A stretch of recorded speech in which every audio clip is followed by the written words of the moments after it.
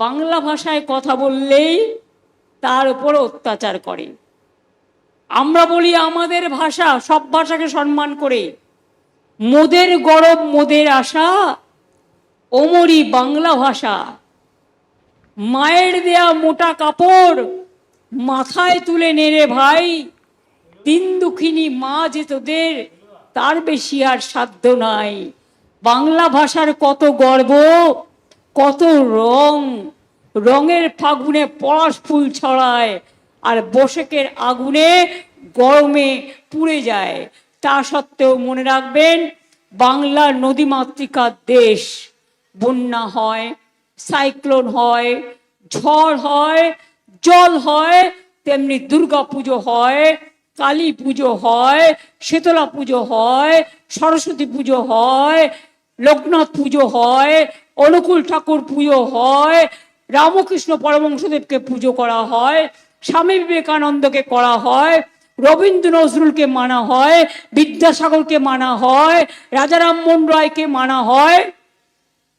মনে রাখবেন, এই বাংলায় শিখিয়েছে বিশ্বকবি রবীন্দ্রনাথ ঠাকুরের ভাষায়, বাংলার মাটি বাংলার জল, বাংলার বায়ু বাংলার ফল, পূর্ণ হোক পূর্ণ হোক পূর্ণ হোক এ ভগবান। বাংলার প্রাণ বাংলার মন, বাংলার ঘরে যত ভাই বোন, এক হোক এক হোক এক হোক। কবি নজরুল ইসলাম লিখলেন, ফাঁসির মঞ্চে গেয়ে গেল যারা জীবনেরও জয়গান, আশি অলক্ষে দাঁড়াইছে তারা, দিবে কোন বলিদান। কোথায় ছিলে বিজেপি সেদিন তোমাদের স্বাধীনতা আন্দোলনে জন্ম হয়েছিল? যখন ঈশ্বরচন্দ্র বিদ্যাসাগর বর্ণ পরিচয় শেখাচ্ছিল আমাদের, স্বরবর্ণ ব্যঞ্জন বর্ণ, বিধবা বিবাহ চালু করেছিলেন, রাজা রামমোহন রায় সতীদাহ প্রথার সংস্কার করেছিলেন, এই বাংলায় রামকৃষ্ণ পরমহংসদেব বললেন সর্বধর্ম সমন্বয়। গান্ধীজি বাংলায় দীর্ঘদিন আন্দোলন করে পড়ে গিয়েছেন, করেঙ্গে ইয়ে মরেঙ্গে। নেতাজি সুভাষচন্দ্র বলেছেন জয় হিন্দ, ইংরেজ তুমি ভারত ছাড়ো। আর এই বিজেপি দিল্লির জমিদার আপনাদের ধর্ম মানে না, ওদের ধর্ম হচ্ছে বিষের ধর্ম, মগধে আপনার বিষ ঢুকিয়ে দেওয়ার ধর্ম। শুনুন, ধর্মচারণ বা পালন যে করে তার মনটাকে পবিত্র করতে হয়। মানুষের চরিত্র যদি একবার নষ্ট হয়ে যায়, মানুষ পবিত্র থাকে না। আজকে সারা বিশ্ব দেখছে, সারা বিশ্ব বলছে বিজেপির নেতাদের কাহিনী। আমি নাইবা বললাম, আমি তো একটা তুচ্ছ মানুষ, আমি তো একটা ক্ষুদ্র মানুষ। ধর্মের নাম মানবিকতা, ধর্মের নাম মানসিকতা, ধর্মের নাম মনুষ্যত্ব, ধর্মের নাম ঐক্য, ধর্মের নাম সম্প্রীতি, ধর্মের নাম সংস্কৃতি। একজন গান গাইলে একটা শিল্পীর বাউলের যেমন একতারা লাগে, আদিবাসীদের ধামসা মাদল লাগে, যারা কীর্তন করে ঢোল লাগে, করতাল লাগে। মনে রাখবেন, আবার শিল্পীরা যারা গান গায় তাদের ক্যাসিও লাগে, হারমোনিয়ামও লাগে, তবলাও লাগে, গিটারও লাগে, সিতারও লাগে, ঝনঝনানিও লাগে, শব্দও লাগে, কথাও লাগে, সুরও লাগে, গাইতেও হয়। শ্রীকৃষ্ণ কি বলেছিলেন? বলেছিলেন, ওরে একটা আঙুল দিয়ে হাতের মুষ্টিবদ্ধ করা যায় না। হাতকে মুষ্টিবদ্ধ করতে গেলে 5টা আঙুল চাই। আমার কথা নয়, আমি শ্রীকৃষ্ণের কথা বলছি। রামকৃষ্ণ পরমহংসদেব কি বলেছিলেন?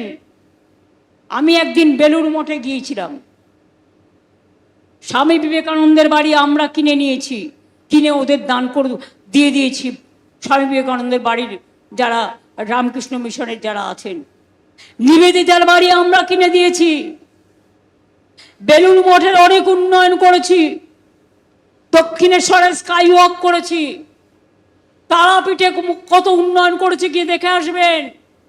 যান কালী মন্দির দেখে আসুন, দক্ষিণা কালিকায় দেখে আসুন, জগন্নাথ ধাম দেখে আসুন, সতীপীঠ, কঙ্কালীতলা থেকে, ফুল্লরা থেকে, মা নলেটেশ্বরী থেকে, বক্রেশ্বর থেকে, পাথর চাপড়ি থেকে, ফুলফুরা শরীফ থেকে, মন্দির থেকে, মসজিদ থেকে, গির্জা থেকে, গুরুদ্বারা থেকে এবং জায়ের থান থেকে, মাঝি থান থেকে, সর্ব জায়গায় জিনে দো, জিও আর জিনে দো, বাঁচুন এবং অপরকে বাঁচান। এর থেকে বড় কথা আর কে কি বলবে? বুদ্ধদেব শান্তির কথা বলে গেছেন, বুদ্ধং শরণং গচ্ছামি, সংঘং শরণং গচ্ছামি। রামকৃষ্ণ পরমহংসদেব বেলুড় মঠে আমি গিয়েছিলাম, গিয়ে হঠাৎ চোখে পড়লো একটা দরগা। আমি জিজ্ঞেস করলাম, মহারাজ বেলুড় মঠে এটা তো হিন্দুদের পবিত্র স্থান, এখানে দরগা কেন? বললে এটা প্রথম থেকেই আছে, স্বামীজির বাসনা ছিল, তাই এটা এখনো অক্ষত আছে। জানেন তো, স্বামী বিবেকানন্দ একদিন একজন সংখ্যালঘুর বাড়িতে গিয়েছিলেন, তাদের তামাক খেলেন, বললেন আমি দেখলাম আমার যাত্রা চলে গেল কিনা। ওই যে নজরুল ইসলাম লিখেছিলেন না, জাতের নামে বজ্জাতি সব, জাত জালিয়াত করছে খেলা। মনে রাখবেন, আমরা আগে মানুষ, আমাদের প্রত্যেকের একটা একটা ধর্ম আছে।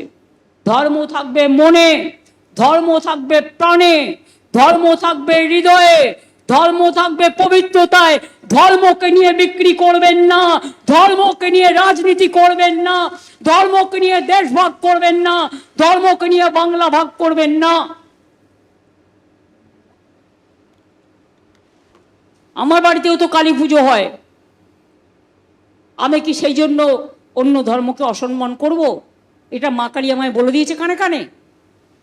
আচ্ছা বলুন তো মা ভাই বোনেরা, বিজেপি রাজ্যে মাছ খেতে দেওয়া হয় না, মাংসের দোকান খুললে বন্ধ করে দেওয়া হয়, প্রেগনেন্ট মাদারদের পর্যন্ত ডিম খেতে দেওয়া হয় না।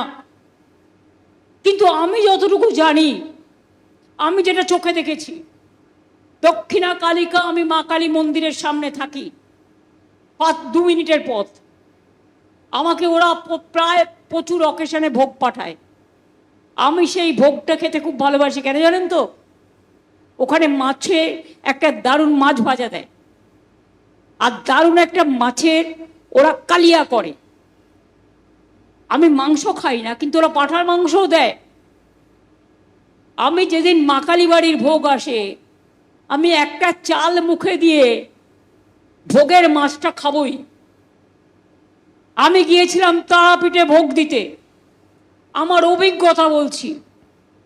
আমি দেখলাম ভোগের থালাটায় অনেক তরি তরকারি সুন্দর করে সাজানো, পায়েস থেকে শুরু করে ভাত থেকে শুরু করে সব আছে, সাথে একটা মাছের মাথা আছে। তো বাংলার লোকেরা মাছ খাবে না? মাছে ভাতে বাঙালি মাছ খাবে না, মাংস খাবে না, ডিম খাবে না, তো কি আমার মাথা খাবে না তোমার মাথা খাবে? কি খেয়ে থাকবে? এবিপি আনন্দ, এগিয়ে থাকে, এগিয়ে রাখে।